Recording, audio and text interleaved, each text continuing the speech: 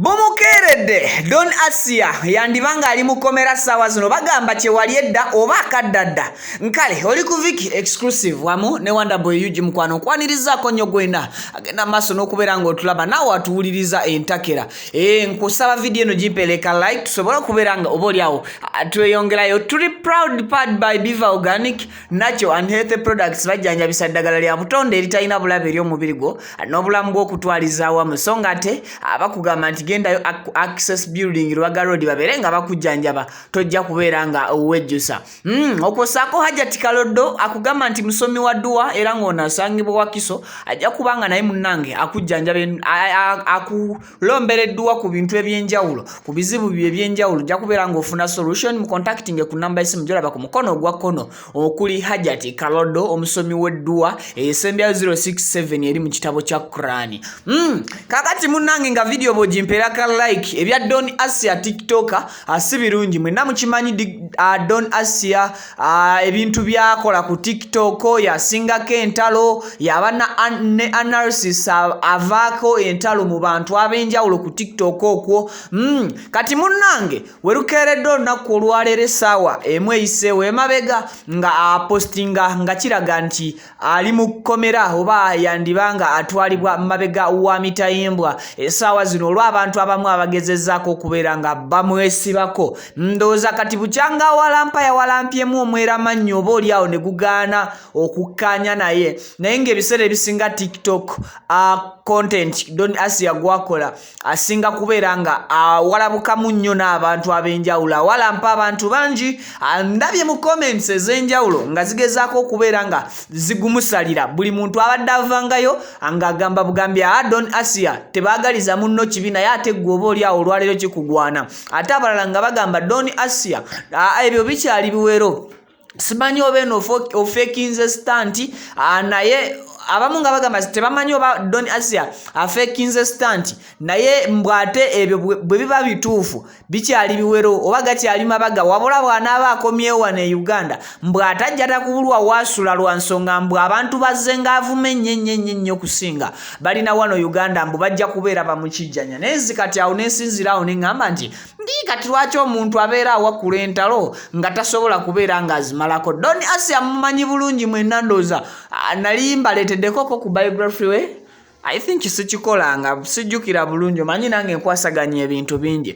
so kati wennyinza okubeera nga nkugambira bino wano yandibanga essaawa zinatemeza mabega wa mitayimbwa lwa nsonga abantu batuuka ekiseera ne bawulira nga bakooye mu bulamu muno waliwo ebiseera by'otuuka n'obeera nga oli mu kwejjusa naye ng'ensobi z'oli mu kwejjusizaako olabira ddala nti gwe kennyini we wazikolera zaalina okuzza backfire oba zaalina okutuusaako obulabe mu ngeri emu oba endala so in life nti kiba kirungi n'okola ng'ebintu ebiluusi ebitakosa bantu balala kati Don Asiyah alina olutalo ne antikaduuka Don Asiyah agula olutalo kuba abamweyana Don Asiyah agula entalo abantu bayitirivu nnyo abali wano n'abatali wano because nti mujjukire bulungi nti Don Asiyah ono si Kadama si mukyala nti akola mu kiyumba ajasi ali mu mirimo gye naye mukuba nti ali mu mirimo gye mabegakaawo twafunakoko ne story nti Don Asiyah ayina banne be yawalampa ng'abalangira okuba nti bamalaayo oba batunda akaboozi ne bamutabukira bubi nnyo era mwabimanya bulungi waliwo n'ensonga ezamuviirako okubeera nga bamuwa obutwa alyoke asobola okufuna obujjanjabi emabegakaawo asirikekoko n'okuzikizaamuko ku muliro era kigambibwa n'okugambibwa nti Don Asiyah yakasengu ye tawangala mu kifo eva asenguka eyo gyali lwa nsonga ya mpalana lwa nsonga ya kumuyigga lwa nsonga ya kubeera nti oba oliawo abantu baavuma ebiseera ebisinga bazza backfire n'ekyokubiri entalo z'oku TikTok kuno buli muntu yandibadde yeebuuza ani azikumamu omuliro twakizudde luvannyuma nnyo ffe abamu nti mwana wattu entalo zino waliwo n'abaziteekamu ssente n'olaba oli tiktok omu big tiktok oba small tiktok n'ava eri n'avuma omuntu from nowhere n'amuyisa bubi nnyo nnyo nnyo enkya n'amukolako video luli n'amukolako live luli n'addamu n'amukolako video naye nga oweebuuza lwaki omuntu ono avuma nnyo omuntu ono ng'oluusi n'oyo omuntu avuma munne tamumanyi just because nti ali paid oba yasasuddwa kuvuma buvumi. So eyo nayo trick eri ku tiktok bannange, ebintu bya tiktok tebigwa malojja olwo tiktok bweriba nga YouTube abaana mulikola mutya. So Don Asiyah abantu bangi bavudde n'okubeera nga boogera bwogezi nti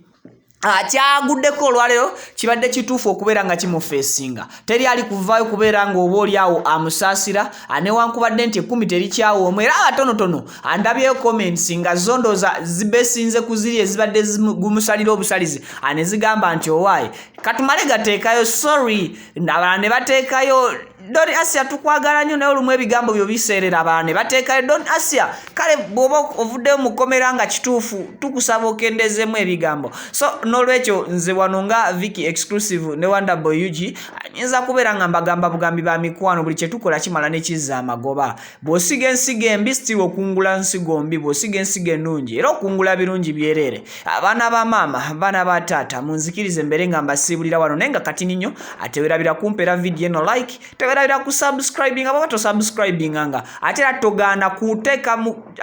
ndowooza yo mu comment section yawo wansi n'okubeera ng'oŋŋamba ani gw'oyagala okunoonyererezaako amuyimbi tiktoker